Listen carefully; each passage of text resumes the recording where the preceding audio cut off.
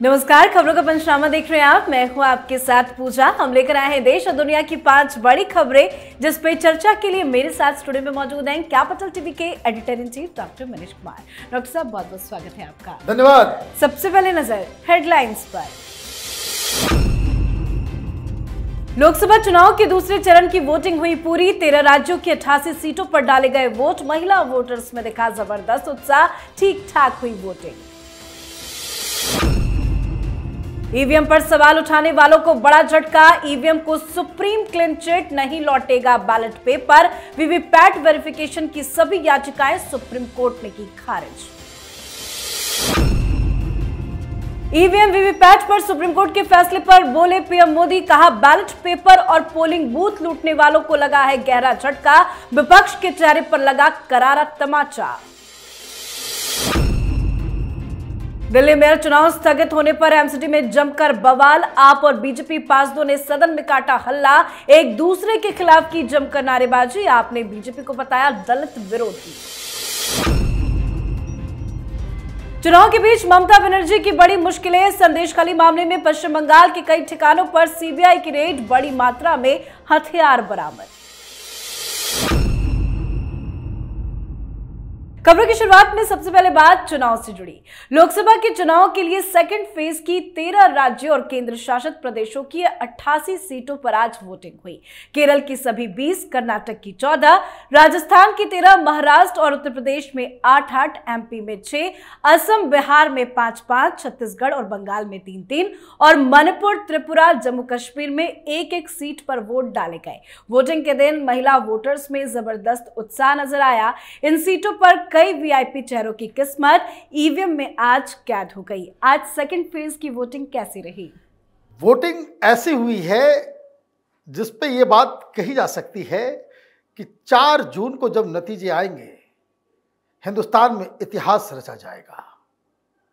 ये मत जाइए, बहुत सारे दिल्ली में बैठे पत्रकार के रूप में कांग्रेस पार्टी के प्रचारक, पॉलिटिकल पंडित, एडिटर्स, रिपोर्टर्स वो कहानियां सुना रहे हैं कि अगर वोटिंग कम होती है तो बीजेपी हार जाती है। उनके मुताबिक नॉर्मल वोटिंग होती है तो भी बीजेपी को नुकसान है, और वोटिंग ज़्यादा होती है तो भी बीजेपी हारती है, क्योंकि लोग बाहर निकल के मोदी को हराने के लिए सामने आ रहे हैं। ये तो इनका है लॉजिक। लेकिन आपने जो मुख्य बात कही अपने इस खबर में कि महिलाएं बाहर आ रही हैं, जितनी ज्यादा महिलाएं बाहर आएंगी वोट उतना ज्यादा एनडीए के पक्ष में गिरेगा। प्रधानमंत्री मोदी की साख 7वें आसमान पे है। 4 जून का इंतजार करना चाहिए, इतिहास रचा जाएगा। जी, तो आज लोकसभा चुनाव के दूसरे चरण की वोटिंग पूरी हुई, पर चुनाव के बीच सुप्रीम कोर्ट ने आज से विपक्षी पार्टियों को बड़ा झटका दे दिया। ईवीएम पर सवाल उठाने वालों की बोलती बंद कर दी है। सुप्रीम कोर्ट ने आज ईवीएम वीवीपैट मिलान पर अपना बड़ा और अहम फैसला सुना ही दिया। कोर्ट ने बैलेट पेपर से चुनाव कराने की मांग खारिज कर दी है। इससे जुड़ी सभी याचिकाओं को खारिज कर दिया गया है। सुप्रीम कोर्ट ने साफ कर दिया है कि देश में बैलेट पेपर से वोटिंग का दौर वापस नहीं आएगा, यानी मतदान तो ईवीएम से ही होगा। इसके साथ ही वीवीपैट से 100% पर्चे मिलान भी नहीं होगा।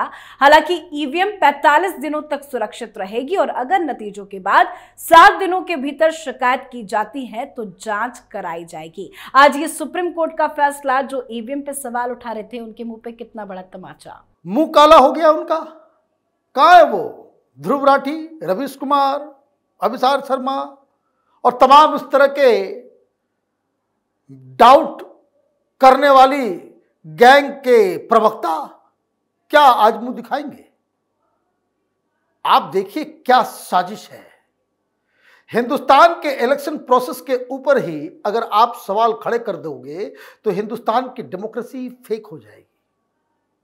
ये कहते हैं कि हिंदुस्तान को डेमोक्रेसी से में रखना है, तानाशाही से बचाना है, लेकिन डेमोक्रेसी के जो बेसिक जो एलिमेंट है कि इलेक्शन यहां पर फ्री एंड फेयर होता है या नहीं, उस पर ही आप सवाल उठाते।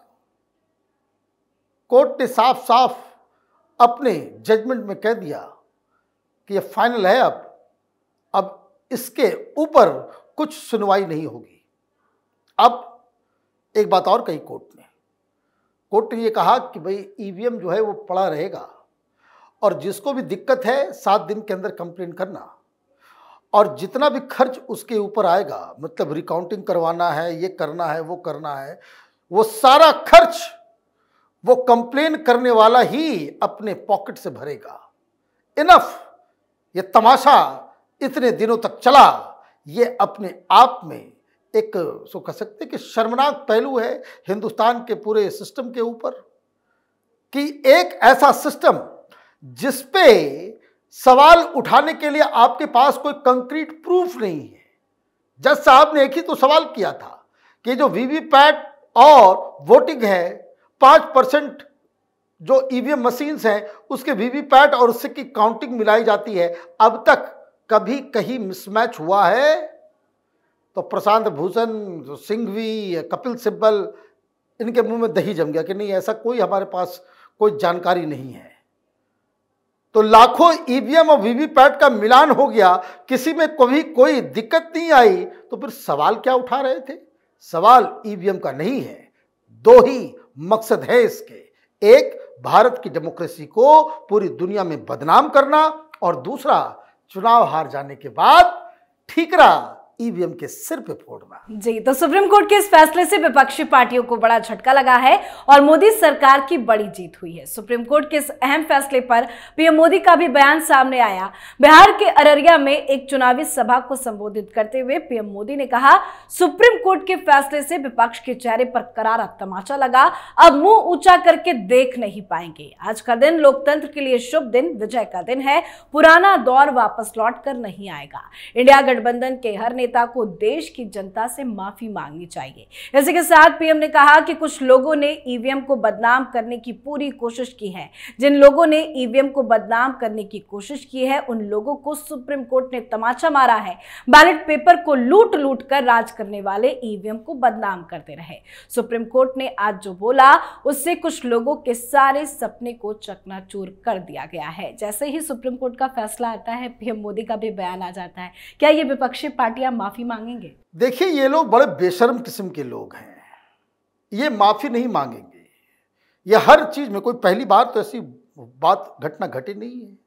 आप कभी जज लोया का केस उठा देते हो, कभी राफाल का केस उठा देते हो, कभी पेगासस का मामला उठा देते हो, कभी इलेक्टोरल बोर्ड का मामला उठा देते हो, अब ये ईवीएम का मामला आपने उठा लिया। हर बार आपको मुंह की खानी पड़ती है, हर बार कोर्ट से बेइज्जत होकर के बाहर निकलना पड़ता है। लेकिन माफी तो ये ब्रीड ही नहीं है जो माफी मांगे।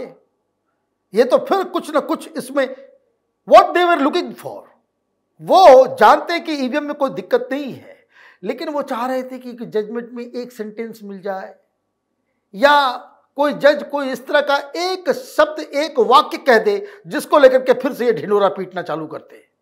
लेकिन आज जो फैसला आया, वो पूरी तरीके से इस गैंग के ऊपर एक बड़ा करारा तमाचा मिला है। अब प्रधानमंत्री को आपने एक और मुद्दा दे दिया। यही अखिलेश यादव है, यही राहुल गांधी है। ये राहुल गांधी क्या कह रहे थे? राहुल गांधी कह रहे थे कि फिक्स मैच है, कभी बैलेट से इलेक्शन करवाओ, तब कितनी सीटें आती हैं तब देखेंगे। तो प्रधानमंत्री मोदी तो आज बिहार में ही थे, सबसे ज्यादा लूट खसोट तो बिहार में ही हुआ करता था। अब इस तरह की खबरें आती ही नहीं आती है। अखिलेश यादव हार जाते हैं तो उनको लगता है कि भाई ईवीएम खराब है। ये असेंबली के अंदर ये तिहाड़ी केजरीवाल बकायदा नुमाइश लगाता था दिल्ली असेंबली के अंदर, कैसे ईवीएम को। देखिए, ये पूरी स्टोरी, ईवीएम की पूरी कहानी विपक्ष ने उस दिन ही उसको कह सकते कि वो गंवा दी, ये हार गए, जब इलेक्शन कमीशन ने 3 दिनों की मोहलत दी थी और खुला चैलेंज दिया था कि देश भर में जिस किसी को भी ये डाउट है और जिस किसी को भी ये लगता है कि ईवीएम को हैक किया जा सकता है, मैनिपुलेट किया जा सकता है, दे आर मोस्ट वेलकम। एक व्यक्ति नहीं पहुंचा। ये उस दिन ही खेल खत्म हो गया था। लेकिन जो मैं बार बार कहता हूं, कुछ जानवर ऐसे होते हैं कि जिनकी पूंछ टेढ़ी होती है। 20 साल तक भी पाइप में रख दो, पाइप आप हटाओगे वो फिर से ऐसी टेढ़ी हो जाएगी। तो यही विपक्ष का हाल है। जी, अब बात करते हैं दिल्ली मेयर चुनाव स्थगित होने पर एमसीडी में मचे हंगामे की। दिल्ली नगर निगम के मेयर और डिप्टी मेयर का चुनाव होना था, पर पीठासीन अधिकारी की नियुक्ति नहीं होने की वजह से इस चुनाव को टाला गया। एलजी विनय सक्सेना की तरफ से स्थगित करने के बाद आज एमसीडी सदन की बैठक बुलाई गई। बैठक शुरू होते ही आम आदमी पार्टी और बीजेपी के पार्षदों ने जमकर हंगामा मचाना शुरू कर दिया। आम आदमी पार्टी, कांग्रेस गठबंधन और बीजेपी दोनों ही एक दूसरे के खिलाफ नारेबाजी करने लगे। आप पार्षदों ने विरोध प्रदर्शन करते हुए आरोप लगाया कि बीजेपी दलित को मेयर नहीं बनने देना चाहती। निगम मुख्यालय पहुंचे आम आदमी पार्टी के पार्षदों ने अंबेडकर प्रतिमा के पास हाथों में दलित विरोधी लिखी हुई तख्तियों के साथ भी विरोध प्रदर्शन करते हुए देखे गए। संजय सिंह ने भी बीजेपी पर हमला बोला। संजय सिंह ने कहा, बीजेपी और संघ के लोग दलित विरोधी हैं। ये लोग किसी दलित को किसी बड़ी कुर्सी पर बैठा हुआ नहीं देखना चाहते। उन्होंने बीजेपी पर आरोप लगाया कि बीजेपी के एलजी ने एमसीडी चुनाव रद्द कर दिया है। क्यों इतना हंगामा, वो भी सदन के अंदर? देखिए मामला क्या है, यहां इलेक्शन होना है, रोटेशनल मेयर बनते हैं दिल्ली के अंदर, और इस वक्त जो जा रही हैं अब एक दलित मेयर का चुनाव होगा। चुनाव कैसे होगा? चुनाव इस तरीके से होगा कि सबसे पहले प्रिजाइडिंग ऑफिसर वो तय किया जाएगा। कौन करेगा तय?